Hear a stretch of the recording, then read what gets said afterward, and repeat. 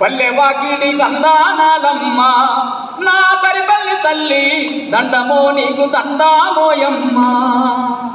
మా గంగు సాయుల కడుపు పంటగా మా గంగు సాయుల కడుపు పంటగా పుట్టినాడు మా తరిపల్లి సాయి. తరుపెల్లి ఊరునే ఇంటి పేరు చేసుకున్నాడు సాయి. పల్లెవాకిలి వందానామమ్మ పల్లెవాకిలి వందానామమ్మ. తరుపెల్లి తల్లి నీకు వందనాలమ్మ పల్లెవాకిలి వందానాలమ్మ.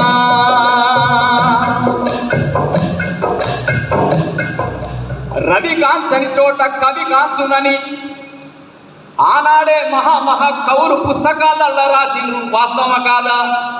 రవి కాంచని చోట కవి కాంచండు.